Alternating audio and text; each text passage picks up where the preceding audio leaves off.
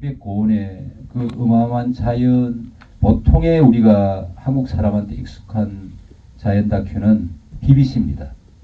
BBC의 특징은 자연이 포식과 피식입니다.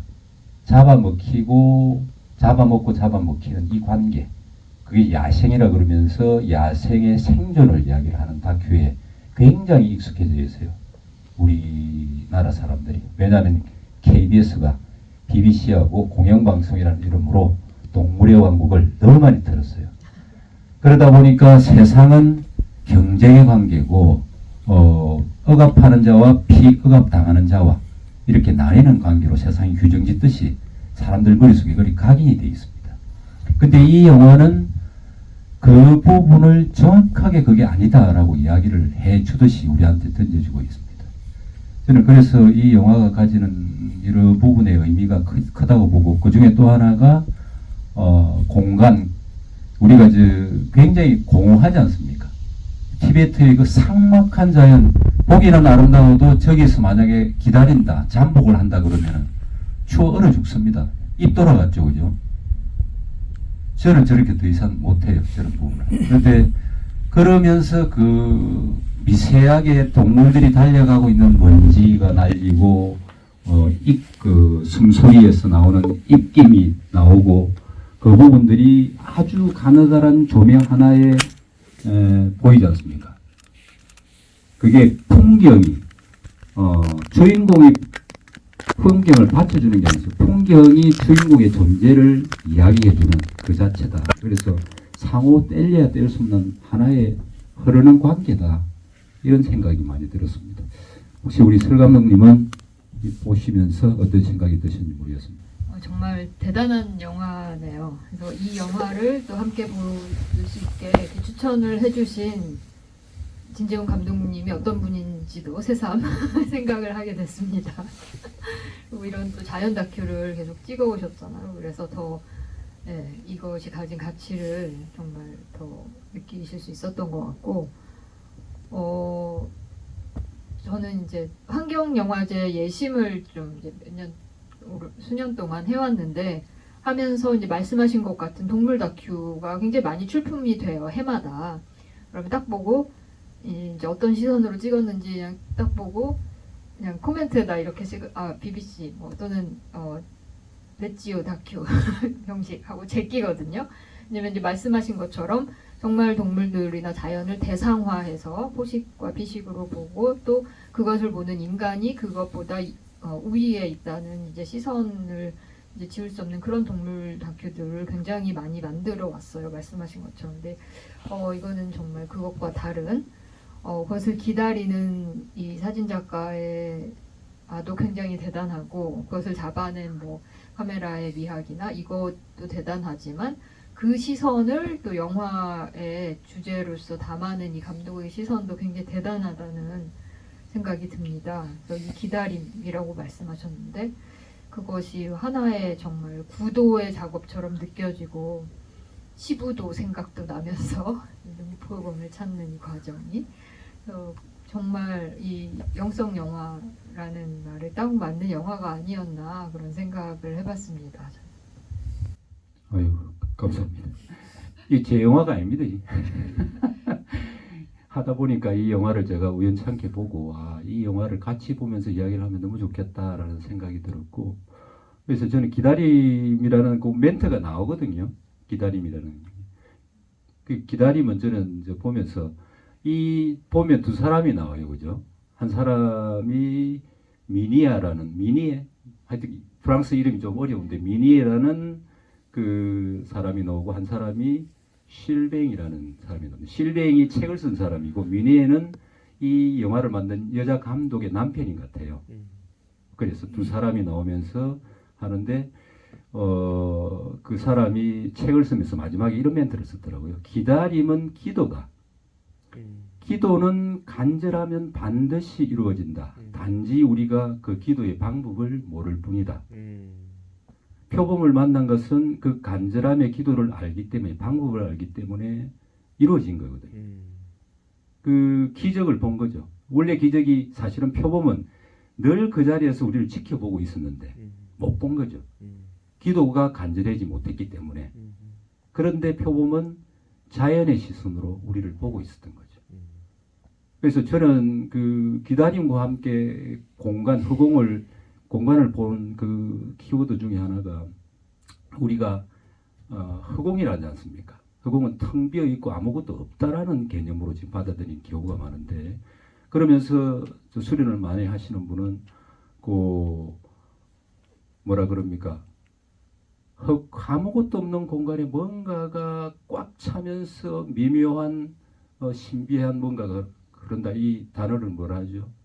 진공묘유라고는 표현이 있지 않습니까? 이 영화가 저는 그런 표현에 딱 걸맞는 느낌이 들어요. 그러니까 야생에 저도 촬영을 해보면 아무것도 없습니다. 사람이 자기 욕심으로 야생에 뛰어들면은 자기 욕심만 꽉 채우기 때문에 자연에 보이질 않아요. 근데 그때부터 가만히 침묵하면서 기다릴 때, 그때 아주 작은 것부터 하나씩 드러납니다. 마지막에, 이 영화의 마지막에 조그마한 새가 한 마리 톡 날아가면서 끝이 났어요. 그 새가 얼마만큼 작은 새냐면 참새의 절반밖에 안 돼요. 근데 그 새는 날아갈 때 잠깐 먼지처럼 보일 정도로 작아요. 근데 사람이 움직이면 그 새는 잘 다가오질 않습니다. 근데 기다리면은 무조건 다가오게 돼 있어요. 그 새를 이렇게 예쁘게 찍기 위해서는 어마어마하게 그 기다림을 기다려 줄 줄 알아야 되는 거죠. 근데 그게 기도처럼 간절하게 있을 때. 근데 그게 저는 우리가 수련하고 있는 그 방법과 같다라는 생각이 참으로 많이 미쳤습니다. 왜? 서로 뭐 질문 대답이 아니고 그냥 느낌을 일단 나누는.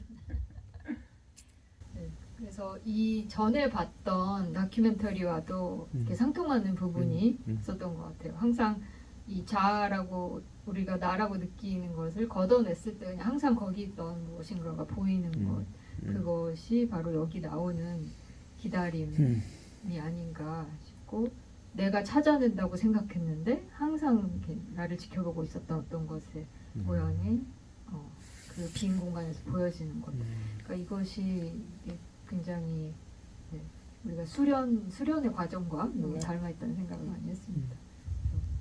그 하나가 아마 인내라는 단어가 아마 여기 표현이 됐을 거예요.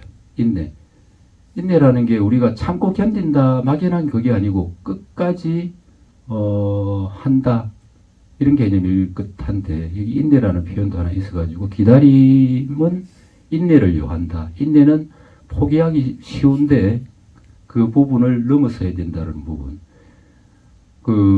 저 추위를 아마 겪어보지 못한 분은 모를 건데, 아마 저 CCTV에 찍혀있던 밤에 마이너스 28도, 30도 가까이 막 떨어지더라고요.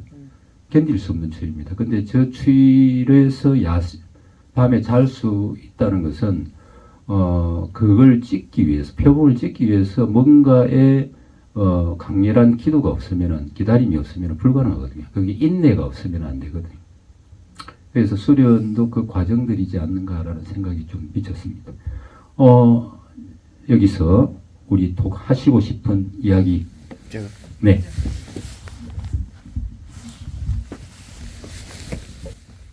그 역시 우리 감독님이 보는 시각이 역시 애매하구나. 제가 비슷하게 느꼈는데 이게 이제 그 확실하게 매듭을 지어주니까 더 이제 구체화되는 것 같아요.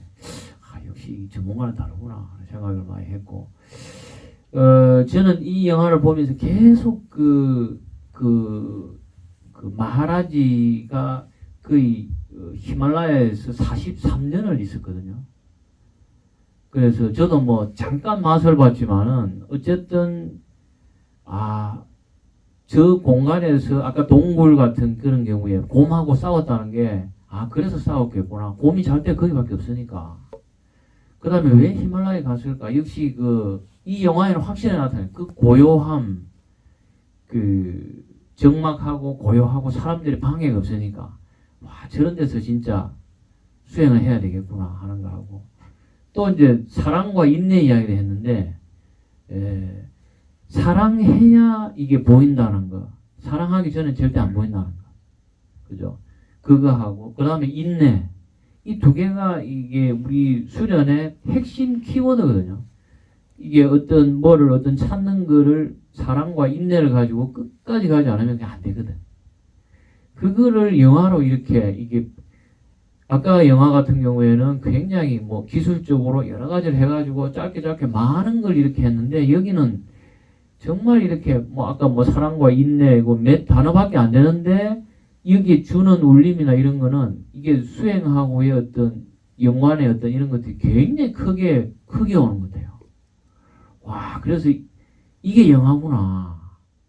그래서 설 감독이 아까 그거는 영화가 아니구나 했던 게 차 안에서는 그 이해가 안 되는데 지금은 이해가 됐어요. 아, 하여튼 잘 봤습니다. 고맙습니다.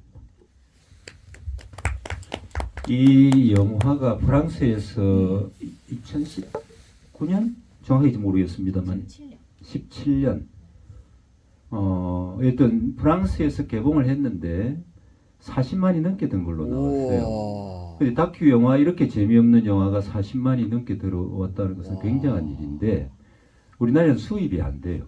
아. 왜 판권이 높아서 그런 게 아니고 수입해봐야 돈이 안 돈이 안 되니까 수입을 안 하는 거죠.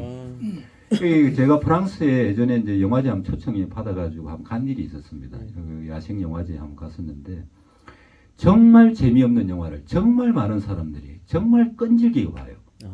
그게 도대체 뭘까? 프랑스가 예술의 도시라고 하지만 예술의 나라라고 하지만은 이 사람들이 그 오랜 역사도 물론 있겠지만은 그 영성이나 이런 걸 비교했을 때 우리나라보다 훨씬 높다라고 누가 단정을 하겠습니까? 그럼에도 불구하고 이런 영화들이 많이 나오고 많이 봐주고 많이 이야기되고 다양한 매체들로 해서 회자가 되고 하는 이유가 뭘까? 저는 이게 그 여러 가지 역사적인 이유도 있고 우리나라 같으면 6.25라는 그 상대 비극도 있고 이런 부분들이겠죠. 근데 이런 영화를 소비를 하는 자체가 이 소비라는 표현 자체가 그렇지만은 보는 것 자체가 한 단계가 다르다고 보거든요. 인식이 우리가 이제 그 소비 지상주의에 사는 자본주의 시대에 매몰되어 있으면서 거기에 빠져 있는 줄도 모르고 사는 이 인식의 구조하고 적어도 이건 아니다라고 한 차원 다른 차원을 가고자 하는 사람들이 많은 세상하고 나라하고 이 차이가 상당히 크다고 보거든요. 그래서 이런 영화들이 상영조차 배급조차 안 되는 우리의 인식에 이 매몰된 사회하고는 좀 다르다는 느낌이 많이 들어요. 내가 우리나라를 비하하는 바라는 생각은 전혀 없지만은 사실 이런 영화가 많이 나와야 되고 많이 봐야 되고 그러면서 이것들이 더 많이 확산이 돼야 된다는 생각을 좀 많이 하게 됩니다. 개인적으로 이런 영화를 좀 제작하는 입장에서 어떻게 보십니까? 네, 그 말씀하신 그게 우리나라의 이제 굉장히 빨리빨리 흐르는 어떤 리듬 그것과도 굉장히 관계가 깊은 것 같아요. 그래서 저도 해외 이제 다큐멘터리 영화제나 이런데 가보면 그 관객들의 태도가 굉장히 인상 깊은 적이 있었거든요. 그리고 우리나라 같으면 정말 끝까지 앉아서 안 볼 영화들을 끝까지 보는 그게 이제 이 영화에 나온 어떤 기다림이랑도 관계가 되는 것 같아요. 그래서 내가 좀 익숙하지 않더라도 저 작가가 의도하는 것은 무엇일까 하고 그것을 끝까지 앉아서 보고 그 리듬에 조금 이렇게 매몰되어 보는 그런 경험을 나를 맡기는 그런 자세가 이제 우리나라의 어떤 빨리 이렇게 흘러가는 리듬에는 좀 맞지 않는 것 같다는 생각을 하고 또 이게 좀 세대를 거듭해온 어떤 태도이기도 한 것 같아요. 제가 이제 인상 깊었던 게 그렇게 끝까지 다큐멘터리 영화 그러니까 상업적 재미가 없는 영화를 끝까지 앉아서 보고 질문을 던지는 그런 분들이 굉장히 나이대가 높으신 분들이 많이 계셨거든요. 그래서 그거에 되게 인상 깊었어요. 그러니까 저런 분들 그 이전부터 이런 것을 이런 문화를 즐겨오는 그런 것이 이제 여러 세대 거듭돼서 있었구나. 그래서 그것이 갑자기 다른 것을 보여준다고 해서 짧은 시간 내에 되지는 않는 거라는 거. 그래서 우리나라가 이제 경제적으로 굉장히 발전을 해서 이 외적으로는 이제 선진국과 나란히 하는 그런 이제 문화를 가진 것처럼 보이는데 그렇게 절대적으로 시간이 필요한 어떤 이해력, 인내력 그런 것이 아직 쌓이지 않았다는 그런 생각은 좀 듭니다. 저희가 뭐 영화를 위한 영화제는 아니니까 그 영화 장르는 좀 그렇지만은 그래도 혹시 좀 더 이야기를 좀 나누고 싶은 분 있으면 제가 마이크를 좀 드리겠습니다. 영화 보고 감상평이나 지혜 씨가 뭐 이야기를 하시고 싶은 것 같아요. 예. 아까 그거하고 좀 대비되는 이야기가 좀 있는 모양인데요.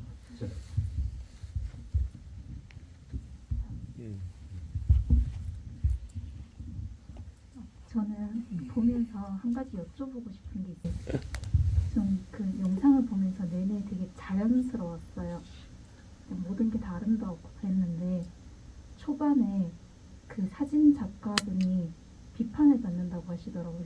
아름다움만 찍고 그러니까 자연의 결점에 대해서는 다루지 않는다고. 근데 좀 자연의 결점이 뭔지가 궁금했어요. 그 굉장히 사실 저도 궁금한 부분이었는데 그러면서 선택의 문제라 그랬거든요. 내가 보고자 하는 바는 이거다.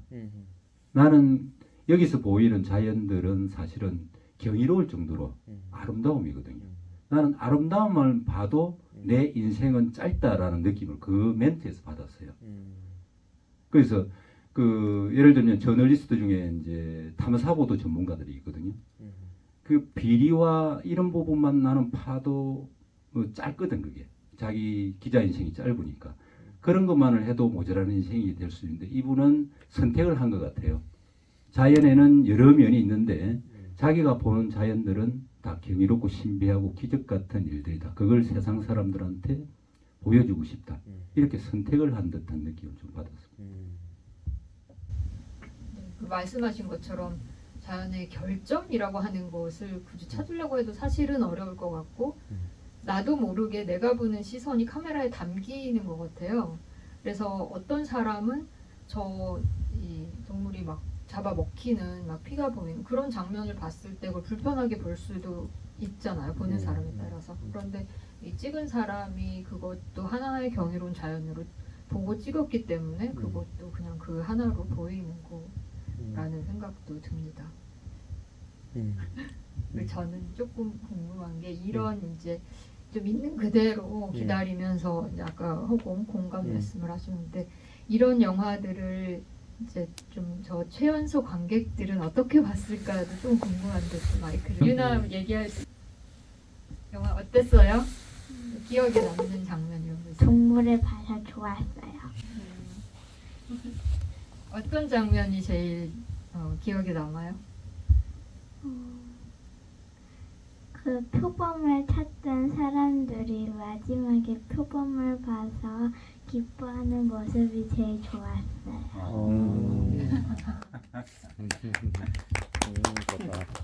뭔가 성취를 이뤘네 그죠? 네. 엄마가 하시든지 지금 이제 질의 답변 할 시간 거의 없어요. 나중에 봤을 때 표범이 지켜보고 있었던 그 장면이 되게 인상 깊었고 말씀하신 대로 감동을 이제 해설 들으면서 더 명확해졌는데 정말 수행하는 과정처럼 우리를 지켜보고 계시고 우리가 기도를 하면 사실 보이는 것들인데 그런 거를 많이 놓치고 있는 게 아닌가 그런 생각이 들었고 그리고 저희 아이가 동물을 되게 좋아해요. 근데 지난번에 다큐도 같이 봤는데 오늘도 아이들이 재밌게 볼 수 있는 영화를 같이 할 수 있어서 너무 좋았고 생각보다 아이들이 이런 되게 지루할 것 같은데 잘 보거든요. 앞으로 아이들이 참 기대가 되고 신기하다는 생각이 들었고 이런 좋은 영화 볼 수 있는 기회 마련해 주셔서 항상 감사드립니다. 그런 인사 받으려고 한 건 아닌데 그 이제 하다 보니까 그 생각이 갑자기 들어서 뭐 어쨌든 빅뱅이라고 치면은 원자가 생겨났잖아요. 원자가 저 사방으로 튀었지 않습니까? 사방으로 튀면서 의아해 하다 보니까 염색체가 생기고 염색체는 뭔가를 자기를 복제를 시켜서 유지하려다 보니까 이 생명이 나오면서 생명을 계속 그걸 유지하는 그게 에고가 되면서 저는 지금까지 이제 원래 자유로움의 원자의 구조와 염색체가 가지는 복제 욕심과 이 대결이라고 보거든요. 그 대결에서 자연은 염색체가 아니다. 근데 우리는 염색체가 내리는 명령의 매트릭스처럼 꼬였어. 지금처럼 에고에 그것이 난 줄 알고 살고 있더라. 이걸 이 영화에서 좀 보여주고자 하는 바가 아닐까라는 생각을 해봅니다. 그래서 원자가 원래의 빅뱅 이전에 그걸로 돌아가는 자유분방함으로 갈 수 있는 우리가 원래 자유로움이다. 이런 말을 좀 드리면서 자 그럼 마무리를 짓고